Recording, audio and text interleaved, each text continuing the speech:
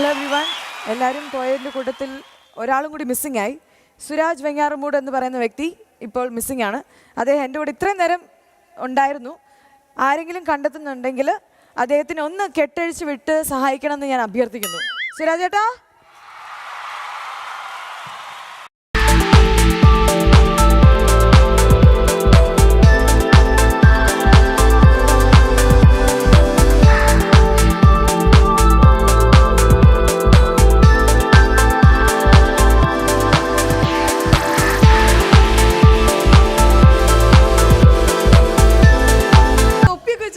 അറിഞ്ഞില്ലേ പെള്ളി, ഞാൻ ഒരു സിനിമ ഡയറക്ടർ ചെയ്യാൻ തീരുമാനിച്ചു. ഇതൊക്കെ സംവിധായകർ വെക്കുന്ന തൊപ്പിയാണല്ലേ? അതെ. എനിക്ക് ഒരു കാര്യം ചോദിക്കണമെന്നുണ്ടായിരുന്നു. ആക്ച്വലി എനിക്ക് സുരാജ് ചേട്ടന്റെ ഭയങ്കര ഇഷ്ടമാണ്. എനിക്ക് ആക്ടിംഗ് ഒക്കെ ആണോ? വലിയ ഫാനാണ്.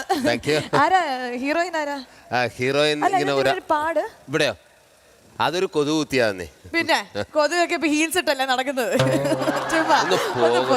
നിനക്ക് എന്താ അറിയേണ്ടത്? എനിക്കൊരു നായികയെ വേണം. അത് നല്ല സൗന്ദര്യവതിയായിട്ടുള്ള, എന്താ, നല്ല തൊണ്ടിപ്പുഴം പോലുള്ള മൂക്ക്, നല്ല പടവലങ്ങ പോലുള്ള കൈ, നല്ല മുടി, നല്ല കണ്ണ്, നല്ല മൂക്ക്, എല്ലാം നല്ല ഭംഗിയായിരിക്കണം. അതൊക്കെ ഇവിടെ ഉണ്ടല്ലോ. അങ്ങനത്തെ ആൾക്കാർ ഇവിടെ ഉണ്ടല്ലോ. അങ്ങനെ ആരാ? എല്ലാം ഒത്തിരി പെണ്ണ് ഇവിടെ ഉണ്ട്. എവിടെയാ? കണ്ടില്ലല്ലോ. ഇവിടെ തന്നെ. എവിടെ? അവിടെയല്ല, ഈ സ്റ്റേജിലുണ്ടല്ലോ. ഒരു ചിരി വെച്ച് തന്നെ ഉണ്ടല്ലോ.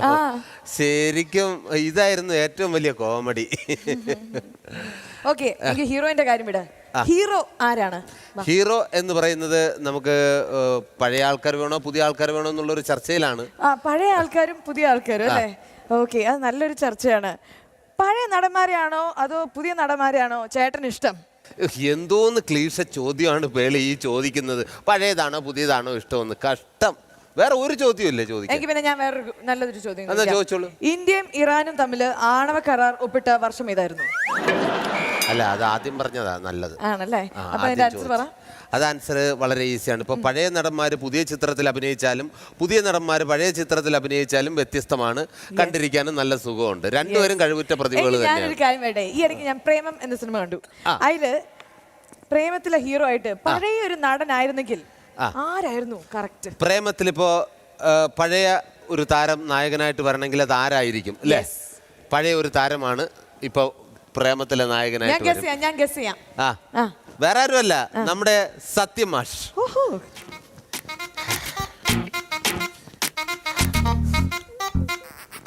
അവളെ വേണ്ട, ഇവളെ ഒട്ടും വേണ്ട, ഈ കാണുന്നവൾമാരൊന്നും വേണ്ട, ഇവിടെ ആകെ സീൻ മൊത്തം കൊണ്ട എൻ്റെ മലരേ. എനിക്ക് ഒരാളുടെ കൂടെ മൊയ്തീന്റെ ആ ഒരു സിനിമയിൽ ആ ഒരു മൊയ്തീന്റെ റോൾ. തീർച്ചയായിട്ടും മൊയ്തീന്റെ റോള് അത് പൃഥ്വിരാജിന് പകരം ചെയ്യാൻ എനിക്ക് തോന്നുന്നു പണ്ട് കാലത്ത് ഒരേ ഒരു താരമേ ഉണ്ടായിരുന്നുള്ളൂ. അത് ആരാണെന്ന് പേര് പറയണ്ട. റെഡി?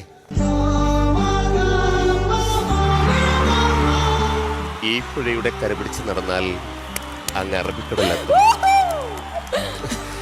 ഇരപിഴിഞ്ഞി പുഴ, ഇരപിഴങ്ങി പുഴ, ആ പുഴ അല്ല, ആ പുഴ അറബിക്കുള്ളതാണെങ്കിൽ പൃഥ്വിരാജ് അറബിക്കടലിനുള്ളതാണ്. എല്ലാം കൈവിട്ടു പോയി പൃഥ്വിരാജേ, ബാക്കി നീ ഏറ്റെടുത്തോ.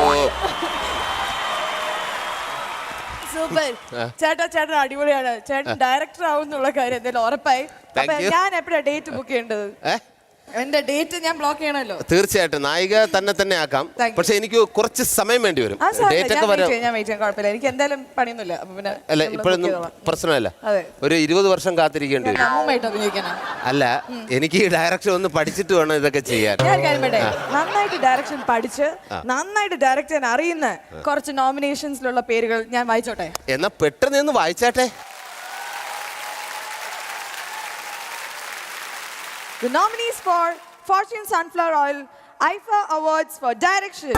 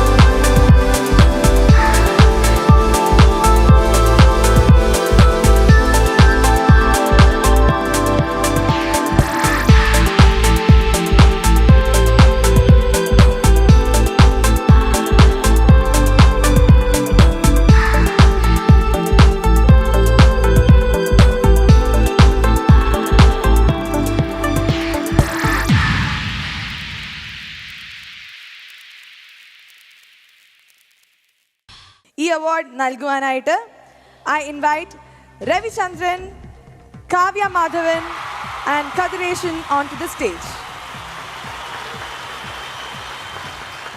Best Director Award goes to പോരട്ടെ.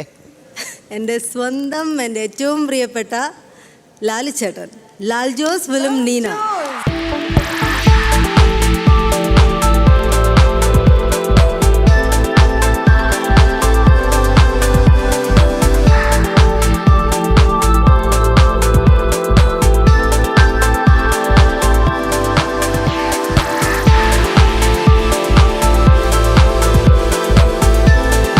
ഇത് തീരെ പ്രതീക്ഷിച്ചിരുന്നില്ല. കഴിഞ്ഞ വർഷം ഏറ്റവും മനോഹരമായ സിനിമകൾ ഉണ്ടായ ഒരു വർഷമാണ്. ഏറ്റവും വിജയിച്ച സിനിമകളും ഉണ്ടായ വർഷമാണ്. എൻ്റെ സിനിമ അത്ര വിജയിച്ച സിനിമയായിരുന്നില്ല, പക്ഷെ എനിക്ക് ഏറ്റവും പ്രിയപ്പെട്ട എൻ്റെ സിനിമയായിരുന്നു നീന.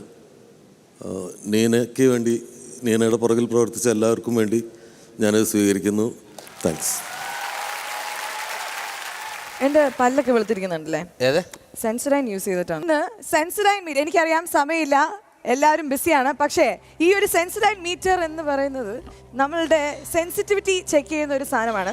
ഇവിടെ ഭയങ്കര സെൻസിറ്റീവ് ആയിട്ടുള്ള കുറച്ച് ആൾക്കാരുണ്ട്. ആ ചിരിച്ചു കണ്ടുപിടിച്ചേ.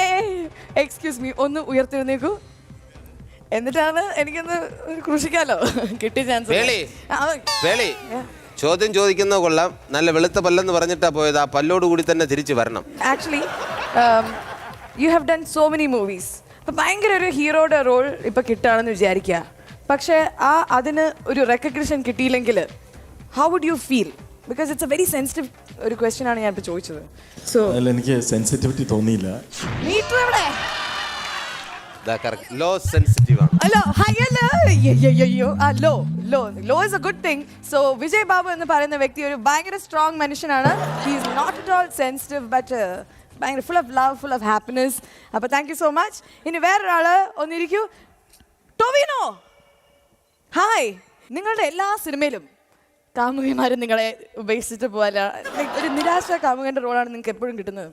സോ ഇത് നിങ്ങളെ ശരിക്കും സെൻസിറ്റീവ് ആക്കുന്നുണ്ടോ, അതോ നിങ്ങൾ സ്ട്രോങ് ആണോ എന്ന് ചെക്ക് ചെയ്യാനുള്ള ഇതാണ്. പക്ഷേ what do you have to say? ഞാൻ പ്രേമിച്ച് കെട്ടിയാളാണ്. അപ്പോൾ എനിക്ക് അങ്ങനെ എന്താ പറയുക, കാമുകിമാരെ കിട്ടാത്തതിന്റെ പേരിൽ സെൻസിറ്റീവ് ആവേണ്ട കാര്യമുണ്ടോ? ഇല്ല, ഇനി എനിക്ക് അവസരം ഇല്ലാണ്ടായിപ്പോയി സെൻസിറ്റീവ് ആവാൻ. സോറി. അപ്പോൾ എന്തായാലും ഉണ്ടായ എക്സ്പീരിയൻസ് കൊണ്ട് പറയണത് സത്യയുടെ ഒരു വൃത്തിയായിട്ട് എക്സ്പീരിയൻസ് ആട്ടോ. ഇപ്പൊ സിനിമയിൽ അങ്ങനെ പറ്റുന്നില്ല. Are you feeling sensitive? ഭയങ്കര അങ്ങനത്തെ ആ ക്യാരക്ടർ സെൻസിറ്റീവ് ആവും, മനുഷ്യന്മാരല്ലേ. അപ്പൊ എങ്ങനെയാണ് അവരുടെ സെൻസിറ്റിവിറ്റി എങ്ങനെയാണ് നിങ്ങൾ മനസ്സിലാക്കുന്നത്? ഞാനും മനുഷ്യനാണല്ലോ, ആ ഒരു വികാരം. മനസ്സിലാക്കാൻ പറ്റുമല്ലോ. അപ്പൊ എന്തായാലും നമുക്ക് നോക്കാം. മീഡിയത്തിലാണ് നിൽക്കുന്നത്, ഒരു ത്രിശങ്കു പൊസിഷനാണ്, കുഴപ്പമില്ല. അടുത്തത് നമുക്ക് വേറൊരു ആളെ തപ്പണം. ഇതാ ഇവിടെ ഉണ്ടെന്ന് മമത ഇരിക്കല്ലേ, ചോദിക്കേ. Mamata, when you upload pictures on Facebook, when you get like എത്ര ലൈക്സ് കിട്ടാറുണ്ട് ഏകദേശം? അതെനിക്കറിയില്ല, ഞാൻ എപ്പോഴും മോണിറ്റർ ചെയ്യാറില്ല അത് എത്ര ലൈക്സ് കിട്ടാറുണ്ട്. ഇൻഫാക്ട് ഞാനിപ്പോ റീസെന്റ് ഫേസ്ബുക്ക് മെൻഷൻ സ്റ്റാർട്ട് ചെയ്തത് ആണല്ലേ. അപ്പൊ ലൈക്സ് ഇപ്പൊ കുറച്ച് കുറഞ്ഞു എന്ന് വിചാരിക്കാം. Would you feel sad? Would you like? ഒരിക്കൽ മാത്രമേ എനിക്ക് സത്യമേ പറയാവുള്ളൂ, ഇത് കുറഞ്ഞിട്ടുള്ളൂ അല്ലേ ലൈക്സ്. അത് എപ്പോഴായിരുന്നു? So let's see if you're sensitive, because സത്യം മാത്രമേ അത് പറയത്തുള്ളൂ. Let's see if Mamata becomes sad if he doesn't. Very sad എന്നാണ് കാണിക്കുന്നത്. So is that true? I'm sensitive in other areas, nothing to do with my profession. I've seen that you have a lot of followers, even though I don't know if you follow your followers. I know, right? What do you have to tell your fans? A small message. No message. Thank you for all the love. And thank you for sending me all the likes. ഇനിയും like ചെയ്യൂ എന്ന് പറയാം. ഇപ്പൊ എന്തായാലും നന്നായിട്ട് പല്ലി വെച്ചാൽ മതി, എല്ലാം ശരിയാവും. Okay.